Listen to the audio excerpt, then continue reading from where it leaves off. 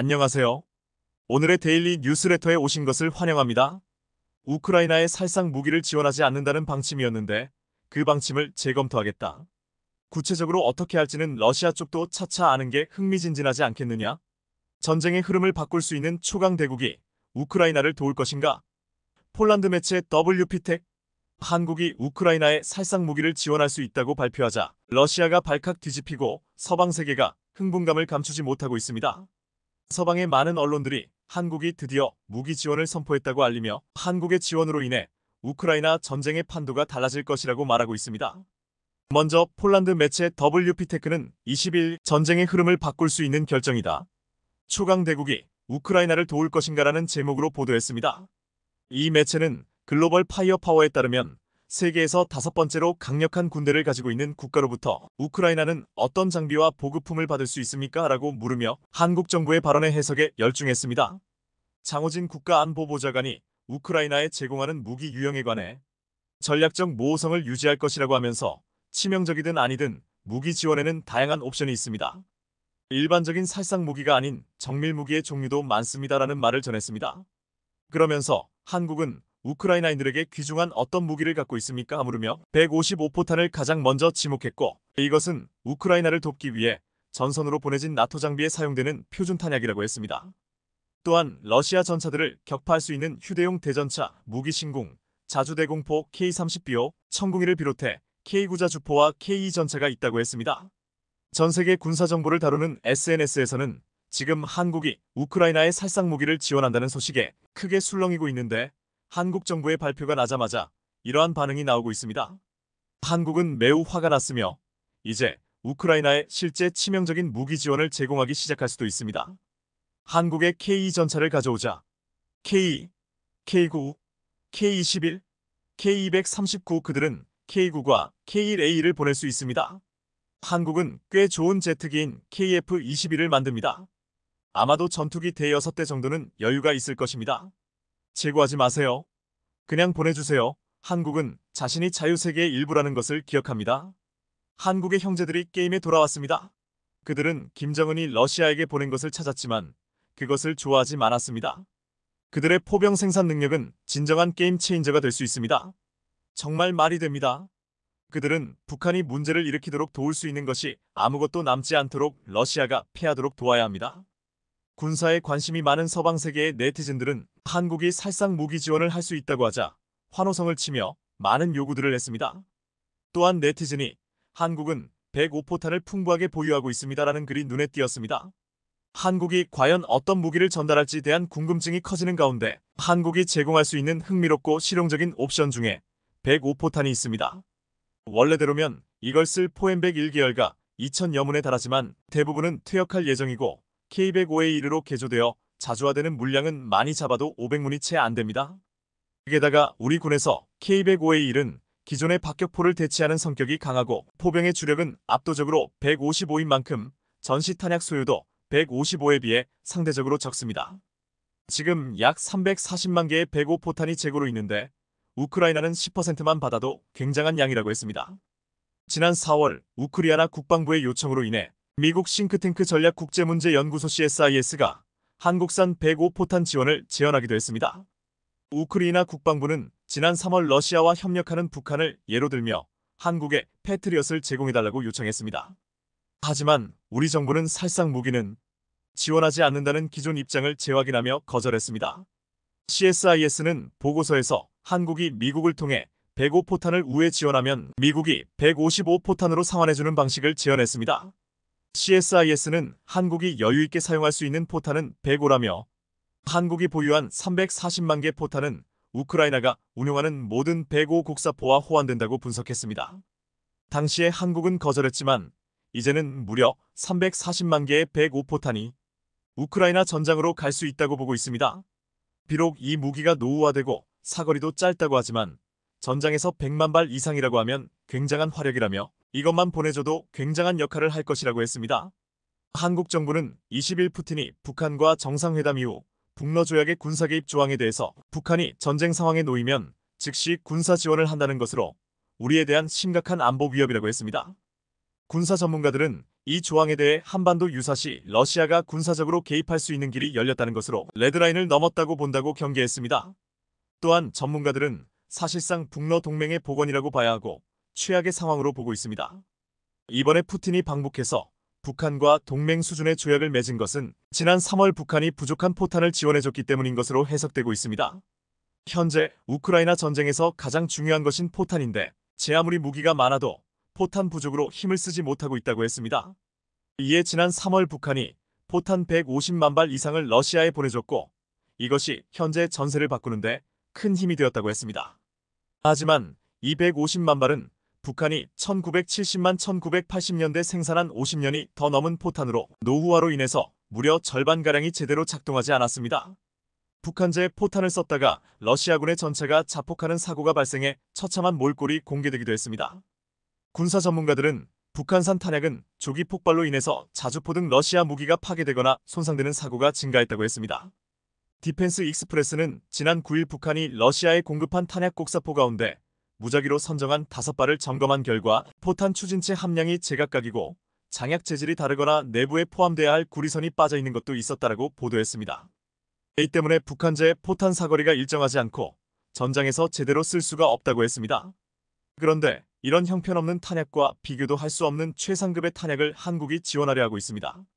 한국 정부는 지금 러시아가 북한과 동맹에 가까운 조약을 맺자 우크라이나에 155포탄이나 대전차 유도탄 등 탄약을 우선 지원하는 방안을 검토 중인 것으로 전해졌습니다.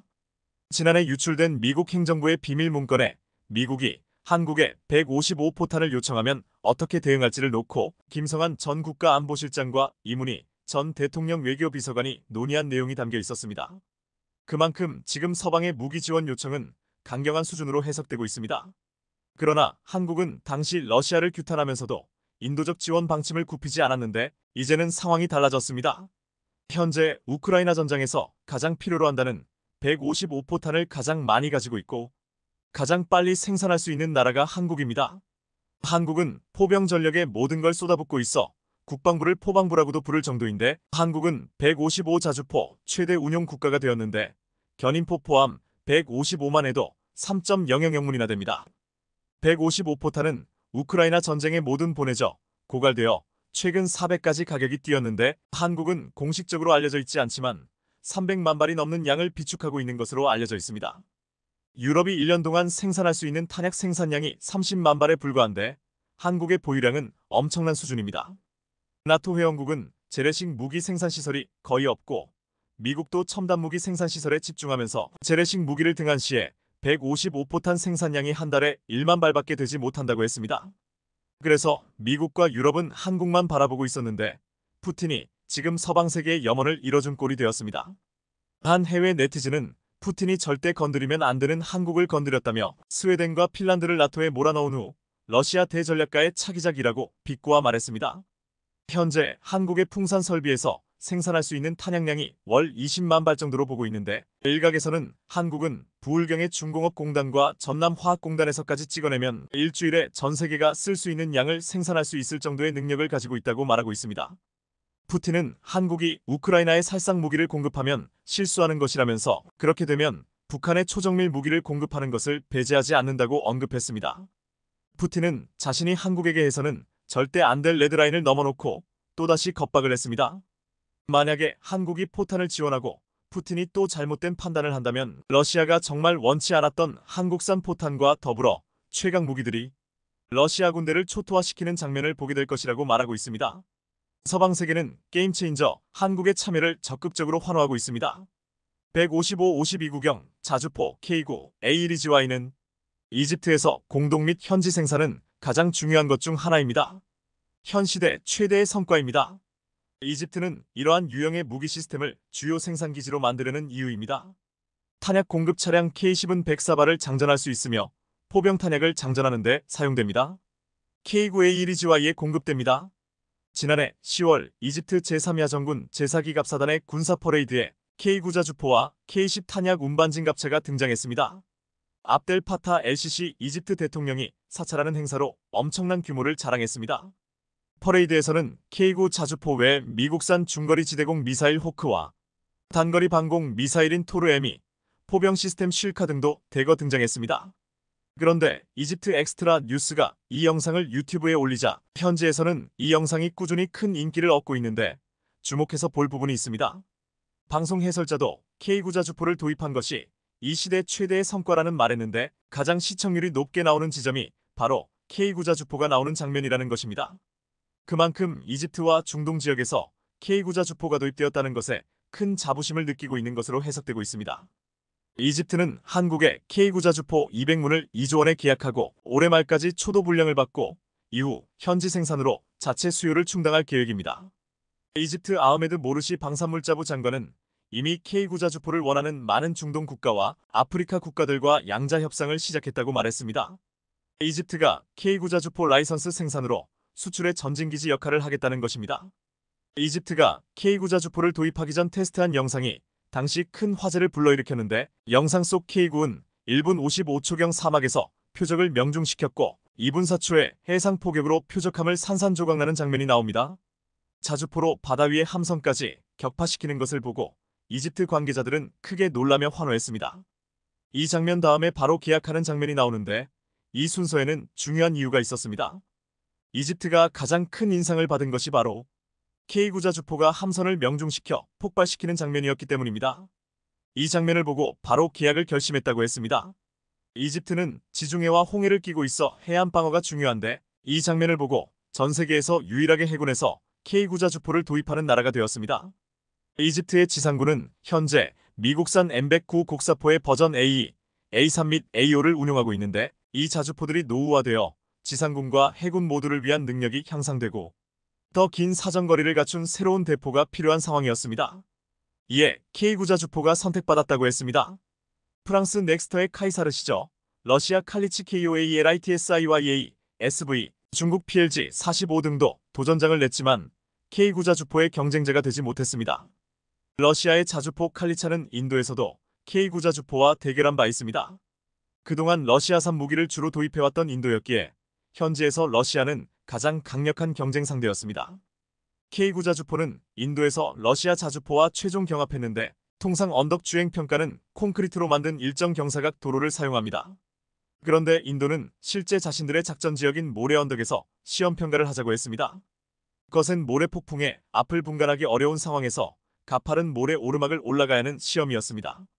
몇 차례 시도하다가 러시아는 포기했고 K구 자주포는 혹독한 테스트를 통과했습니다. 그동안 제 아무리 러시아산 무기를 많이 도입하고 신뢰관계가 구축되었다고 해도 중국을 이겨야만 하는 인도는 한국산 K구 자주포를 선택할 수밖에 없었습니다. 노후화된 미국 팔라딘 자주포를 가지고 있던 이집트가 한국산 K구 자주포를 선택했는데 놀라운 것은 지금 미국도 팔라딘 자주포를 개량하다가 실패하고 한국산 K구 자주포를 시험하려 하고 있다는 것입니다. 미국 ERCA는 기존 팔라딘이라 불리는 M109A7 자주포 성능을 향상시켜 사거리를 최대 100km까지 늘리는 프로젝트였습니다. 그런데 야심찬 목표에도 불구하고 미 육군은 프로토타입 단계의 심각한 기술적 문제로 인해 지난 3월 이 프로젝트를 중단시켰습니다. 포병 사거리를 70km로 확장하기 위해 2018년에 처음 재실행된 이 프로그램은 상대적으로 몇 발의 발사 후에 대포의 심각한 마모에 직면하여 초기 테스트 성공에도 불구하고 종료되었습니다.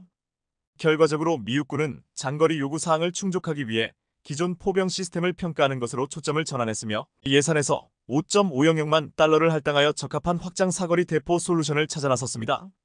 미군에서 지난 30년간 죽어도 안 되는 세 가지가 있다고 했는데 첫 번째가 에이브럼스를 대체할 전차, 두 번째가 아파치를 대체할 공격 헬기, 세 번째가 M109 시리즈를 대체할 자주포라고 했습니다. M109는 1960년대부터 지금까지 수많은 개량을 거쳤지만 기본적인 설계가 가지는 한계를 극복하지 못했는데 가장 큰 문제는 포신에 의한 사거리 부족이었습니다. 이에 지금 미국에서는 자존심을 버리고 한국산 K구 자주포를 다시금 테스트해보겠다는 것입니다. 이미 미국은 2년 전 개발의 난항을 겪으면서 K구 자주포를 테스트해본 적이 있습니다. 2022년 9월에 K구 자주포와 K10 탄약 운반차가 미국으로 건너갔습니다. 자주포 현대화 사업을 추진 중인 미 육군은 K구의 성능과 K10 탄약 운반차와의 연계 성능에 큰 관심을 보였습니다. 미 애리조나주 유마 사격장에서 K구 자주포와 K10 탄약차 시범을 보이자 미 관계자들은 깜짝 놀랐습니다. 미 육군 전투력 발전 사령부의 에드먼드 마일스 브라운 사령관 소장은 미국의 화포를 가져가 사용하던 때가 언제인데 이제 이런 첨단 장비를 미국으로 가져와 행사를 한다는 게 놀랍다고 말했습니다. 국내 네티즌들도 미국이 한국산 자주포를 가지고 와 테스트하는 게 놀랍다며 폴란드가 기술이 안 돼서 K9 차체를 도입한 것처럼 미국도 K9 포신을 도입하는 게 아니냐고 말하고 있습니다. 미국은 지금 이번에 개발이 취소되면서 다른 나라들과 미 육군 자주포의 격차가 벌어졌다고 다급해하고 있는데 중국도 이미 52구 경장 포신을 갖춘 155자주포를 실전 배치한 상황입니다. 이에 올 여름 가장 빠른 대안을 물색할 것인데 K9 자주포를 시험에 도입할 가능성이 커지고 있습니다. 이렇게 K9 자주포를 이집트가 도입해 중동과 아프리카로 수출하려 하고 미국까지도 K9 자주포를 시험 테스트하는 가운데 아프리카의 모로코가 한국산 무기를 도입하는 것에 대해 관심이 집중되고 있습니다. 모로코는 아프리카 방산계의 큰 손이라 불리는데 사막 특화형으로 개량된 K2 전차를 보고 반해 K2 전차를 대거 도입하려 하고 있습니다. 모로코의 날씨는 건조하고 뜨겁기로 유명한데 사막 특화형 K2 전차는 차광막과 뜨거운 아스팔트 바닥을 버틸 수 있는 특수고무로 되어 있습니다. 또한 엔진의 과열을 막기 위한 냉각 시스템이 있고 에어컨까지 달려 있습니다. 이집트는 미국의 에이브람스 M1A 전차가 사우디에서 후티 반군에게 호되게 당하는 것을 보고 신뢰를 잃었고 독일 레오파드 EA7 전차도 성능 대비 가격이 매우 비싸다고 했습니다. 결국 K2 전차는 모든 장점을 갖춘 전차였습니다. 지금 모로코가 도입하려는 K2 전차 수량이 무려 800대 이상인데 목표로 수도 외곽에 대규모 생산 공장을 짓고 면허 생산을 하겠다고 말하고 있습니다. 모로코는 우리나라를 비롯해 서방 국가들과 우호적인 관계를 가지고 있는데 이웃나라 알제리는 친러주의 성향이 강해 두 나라는 서로를 적대시하는 분위기를 가지고 있습니다. 그런데 알제리가 러시아제 T-시리즈 탱크 수백 대를 사용하고 있기에 이에 맞서 모로코는 한국산 K2 전차 800대 이상을 생산해 보유하겠다는 것입니다. 최근 UAE 대통령이 방한하면서 LSAM 도입 가능성이 거론되었는데 이 못지않게 가장 큰 기대를 갖게 하는 것이 K2 전차 100대 수출이라고 했습니다. UAE는 프랑스 AMX 30계열 구형 전차 100대 교체를 검토 중인데 현대로템은 K2 전차 사막형 수출을 추진하는 것으로 알려져 있습니다. 또한 UAE에 대한 K2 수출 및 현지 생산에 합의할 경우 이집트, 오만, 사우디아라비아, 요르단 등 사막형 전차가 필요한 중동국가 연쇄 수출로 이어질 가능성도 있습니다. 한국은 세계적인 명품 전차 K2 전차와 명품 자주포 K9 자주포를 만들면서 성능도 세계 최고를 자랑하지만 무엇보다 사막이나 혹한의 환경 속에서도 문제없이 기동할 수 있게 만들었습니다. 그 어떤 나라에도 수출이 가능하다는 것입니다. 이제 한국의 기술은 천조국 미국도 찾는 수준이 되었습니다.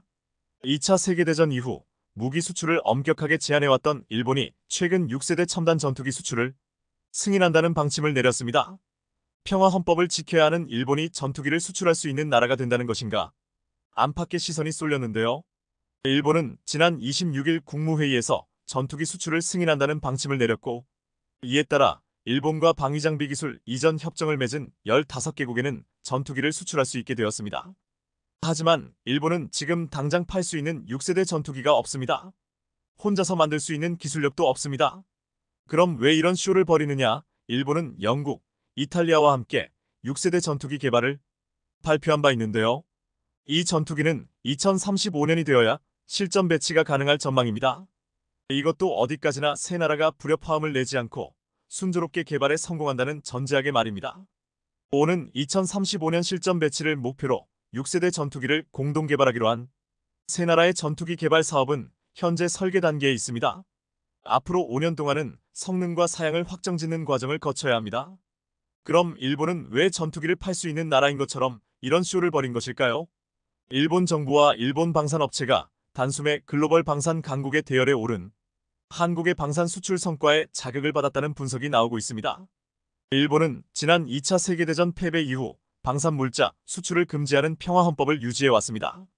하지만 지난 아베 정권을 시작으로 2014년부터 일본은 헌법을 수정하며 전쟁이 가능한 보통국가로의 전환을 가속화했습니다. 이번 전투기 수출 승인도 보통국가 전환 정책의 연장선으로 해석되고 있는데요. 평화헌법에 따라 무기 수출을 제한해왔던 일본 정부가 차세대 전투기의 제3국 수출을 허용했다는 뉴스는 곧 외신을 타고 전 세계에 보도되었고 외신들은 이것이 전후 평화주의 원칙에서 벗어난 결정 아니냐고 우려했습니다. 일본 내에서조차 이런 목소리가 나왔습니다. 오카다 카츠야 일본 입헌민주당 간사장은 일본 정부가 전투기 수출을 허용하자 헌법의 평화주의에 근거한 이념을 바꾸게 되는 것은 아닐까? 라고 말하며 이번 결정에 우려를 표했습니다. AP통신은 일본은 오랫동안 군사 장비와 기술의 이전을 제한하고 치명적인 무기의 수출을 모두 금지하는 엄격한 정책을 유지해왔다. 반대론자들은 기시다 총리 정부가 국민에게 설명을 제공하거나 주요 정책 변경에 대한 승인을 구하지 않고 전투기 사업을 추진했다고 비판했다고 보도했는데요. 그러자 하야시 요시마사 관방장관은 이런 우려를 인식한 듯 일본의 평화주의 원칙에는 변함이 없다. 일본은 현재 비밀리에 개발된 치명적인 무기의 수출을 제한하고 있으며 실전에 사용하기 위한 판매는 하지 않을 것이다. 당분간 개정된 지침은 공동 개발할 전투기에만 적용되며 수출 때마다 국무회의 결정 과정을 거치겠다고 말했습니다. 일본 정부는 지난 2014년부터 일부 비살상 군사 물자를 수출하기 시작했고 지난해 12월 일본이 라이센스 생산하고 있는 패트리엇 미사일을 미국에 수출해 미국이 우크라이나에 보내는 군수품을 대체할 수 있게 했습니다. 이때에도 일본 내부에서는 평화헌법에 위배된다며 찬반 논란이 뜨거웠습니다. 일각에서는 이처럼 평화헌법에 위배된다는 논란이 있을 것을 알면서도 일본이 전투기 수출의 길을 열어놓은 이유는 물론 중국의 위협에 대응하기 위한 방안 중 하나이기도 하지만 무엇보다 이웃나라 한국의 커지는 방산 위상을 보면서 한국에 뒤처지기 싫었고 그래서 전투기 수출 가능한 나라라는 이미지를 주고 싶었다는 분석이 나오고 있습니다.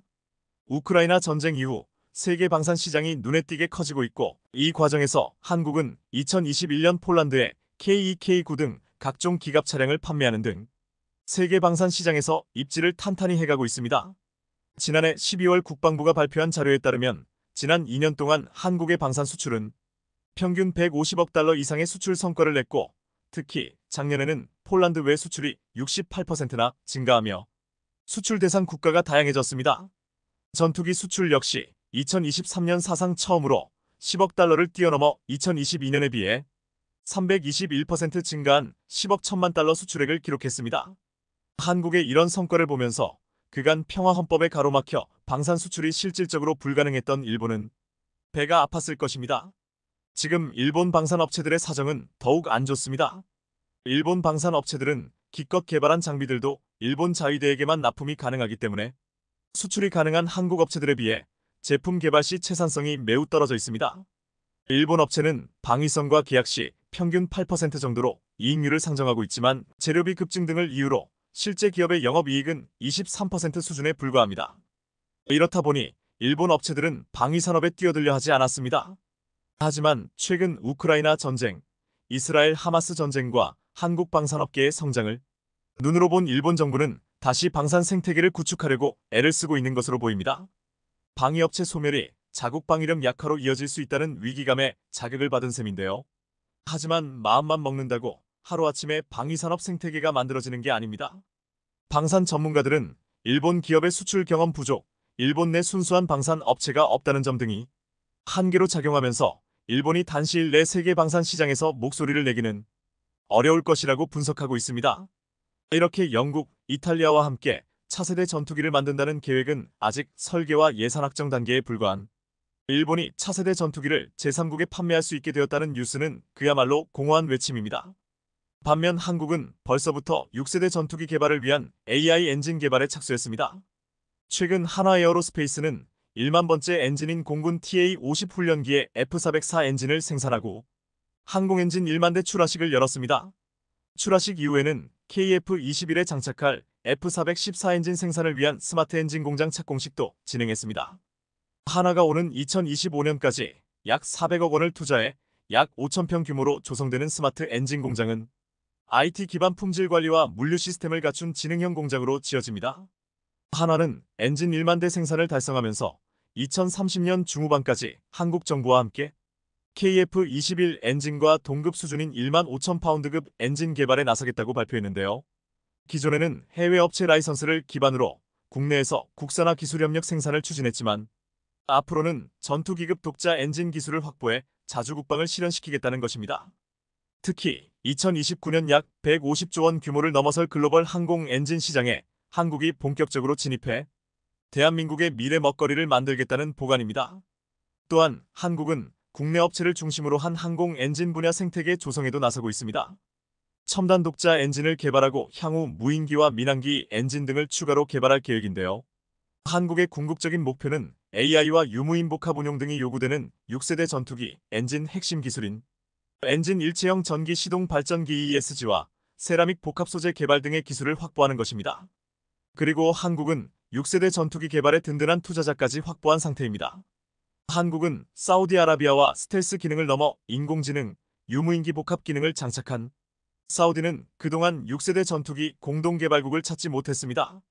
영국, 이탈리아, 일본은 지난달 6세대 전투기를 공동개발하기로 글로벌 전투항공 프로그램 GCAP 조약에 서명했고 2035년까지 실전 배치할 계획이지만 사우디는 여러 차례 GCAP 참여를 희망했음에도 일본은 참여시켜주지 않았습니다.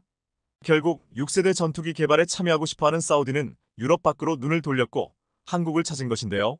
얼마 전 한국 국방부와 국방과학연구소 고위 관계자들은 사우디를 극비에 방문한 것으로 알려졌습니다. 이때 칼레드 빈 후세이 알 비알이 사우디 국방부 차관 등을 만나 6세대 전투기 공동개발에 관해 논의했다고 하는데요. 한국 정부는 6세대 전투기가 시급한 사우디에 한국이 독자 개발한 KF-21을 바탕으로 개발 기간을 대폭 줄일 수 있다는 점을 강조하면서 KF-21의 블록블라크 3단계 성능 개량을 통해 5세대 스텔스 전투기를 개발하고 6세대인 유무인 복합체계 MUM-T-MUMT를 사우디의 긍정적인 반응에 한국은 곧 추가적인 협의를 할 예정인데요. 사우디는 이미 한국 방산 무기에 대한 신뢰를 갖고 있습니다. 한국은 자체 개발한 중거리 지대공 요격 미사일인 천공 EM-SAM을 사우디 수출했는데 규모는 약 32억 달러, 4조 2,528억에 달했습니다. 한국형 전투기인 KF-21을 기반으로 추진하게 되는 한국과 사우디의 6세대 전투기 개발 사업이 성사될 경우 한국은 세계 항공 수출 시장의 커다란 비중을 차지할 것으로 전망됩니다. 지금 돈쥐도 못 사는 유럽에서 가장 각광받는 타우러스 미사일을 한국이 독점 생산하게 될 것이다. 지난 15일 영국 파이낸셜 타임스 FT는 왜 독일의 타우러스가 유럽에서 가장 원하는 장거리 미사일인가 란 제목의 기사를 보도했습니다. 파이낸셜 타임스는 영국, 프랑스, 미국이 러시아와 싸우는 우크라이나군에 장거리 미사일을 공급했으나 우크라이나군은 독일 타우러스 시스템을 원한다고 했습니다. 타우러스 미사일은 지금 우크라이나 전쟁을 벌이고 있는 러시아가 가장 무서운 무기로 두려워하고 있다고 알려지고 있습니다. 러시아가 도청에 지난 1일 공개한 독일 장교들의 녹취록에서 장교들은 크림대교는 매우 좁은 목표물이어서 타격하기 어렵지만 영국, 프랑스가 공동 개발한 스톰 쇄도우 미사일과 달리 타우러스를 이용하면 가능하다고 말했습니다. 스톰 쇄도우 미사일은 250km 이상 날아가지만 타우러스는 이보다 2배 먼 500km까지 타격할 수 있기 때문입니다. 이렇게 말한 사실이 공개되면서부터 타우러스의 위력이 부각되고 있습니다. 군사 전문가들은 타우러스가 전황을 바꿀 수 있는 무기인 만큼 러시아가 녹취록을 공개했다고 분석했습니다. 독일의 프랑크푸르트 종합신문은 지난달 익명의 정부 관계자 2인의 의견을 종합하면 우크라이나 가자국 정부에 타우러스 미사일 공급을 요구했다며 젤렌스키 대통령이 독일을 방문했을 때 이러한 요청이 있었다고 보도했습니다. 독일 국방부 대변인은 해당 보도를 인용하며 자국 정부가 최근 우크라이나 측의 공식적인 요청을 받은 것은 사실이라고 확인하기도 했습니다. 하지만 솔츠 독일 총리는 타우러스 미사일을 프로그래밍하기 위해선 우리 군대를 우크라이나에 보내야 할 것이라며 우크라이나 지원을 거부했다고 했습니다. 타우러스를 우크라이나에 보낼 경우 러시아와 갈등이 심화될 것을 우려했기 때문인데 이 같은 논쟁은 타우러스의 굉장한 능력을 더욱더 부각시켰습니다.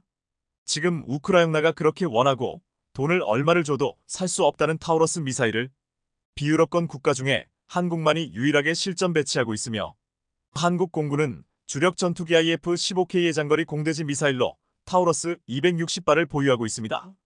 타우러스는 500km의 사거리를 지니고 있어 대전에서 발사하면 15분 만에 평양을 타격할 수 있습니다. F-15K의 대북 억지력은 타우러스에서 비롯된다고 해도 과언이 아닐 정도로 타우러스는 저공으로 침투하여 창문 크기의 작은 표적을 타격하는 공격 성능을 갖추었습니다. 또한 지하로 8m 이상 관통에 들어가면서 탄두를 폭발시켜야 할 지점을 자동 계산하는 공간감지 센서가 장착됐고 스텔스 기술이 적용되어 레이더망을 회피할 수 있습니다. 이 때문에 한국 공군은 동북아 최강의 공대지 능력을 갖추었다고 평가받았습니다. 그런데 지금 중요한 것은 타우러스 차기 모델인 타우러스 350K를 한국과 독일이 공동으로 개발하고 있다는 것입니다. 기존 타우러스보다 소형화하고 사거리와 파괴력을 향상시킬 것이라고 하면서 이를 일명 미니 타우러스 미사일이라고도 부르고 있습니다. 타우러스는 길이 5m, 지름 1.015m, 무게 약 1.4t, 탄두 중량은 480kg로 크고 육중한 미사일인데 타우러스 350K는 이보다 300kg 무게를 줄이고 길이도 0.6m 줄였습니다. 이렇게 무게와 길이를 획기적으로 줄였음에도 장약이나 관통력은 거의 동일하고 오히려 사거리는 500km에서 600km로 늘어난다고 했습니다. 일부 전문가들은 이 미사일은 거의 미친 무기가 틀림없다고 말할 정도입니다. 기존 타우러스는 너무 크고 무거워 우리 전투기 중 대형기인 F-15K에만 장착이 가능했습니다. 하지만 소형화된 타우러스를 이제 한국은 경공격기 FA-50에 달고 KF-21에도 장착한다는 것입니다. FA-50과 같은 경우는 그동안 무장이 약하다면서 수출에 다소 애로를 겪었는데 이 미니 타우러스를 달 수 있다면 수출 경쟁력에서 압도적일 것이라고 예상하고 있습니다. 그리고 이것을 독일이 아닌 한국이 독점 생산해서 수출까지 할 수 있다는 놀라운 사실이 전해지고 있습니다. 원래 타우러스는 독일이 개발하고 한국 공군이 대량 도입한 미사일인데 독일이 한국과 공동 개발을 하자고 한 중요한 이유가 있습니다. 파이낸셜 타임스는 우크라이나가 요구하는 타우러스는 프랑스와 영국의 동종 미사일보다 기술적으로 우위이지만 생산 라인이 멎었다라고 했습니다. 독일의 타우러스 생산 라인은 마지막으로 한국 공군용 260발을 제작한 이래 멈춘 상태입니다. 유럽은 그동안 군축을 진행하면서 이 같은 무기를 구입하려 하지 않았고 북한의 위협에 대비하는 한국만이 이 무기를 대거 구입한 VIP 고객이었습니다. 지금 타우러스는 주문이 들어오면 라인을 돌릴 수야 있겠지만 구성품 확보 등의 이유로 생산 재개에만 2년 정도 걸리는 것으로 알려졌습니다. 이에 타우러스는 지금 당장 기술만 주면 바로 만들 수 있는 인프라가 있는 한국과 손을 잡겠다는 것이었습니다. 타우러스는 오래전부터 350K의 기술을 개발해왔는데 이걸 사겠다는 국가도 없었고 생산 라인을 새로 돌리기도 어려웠습니다.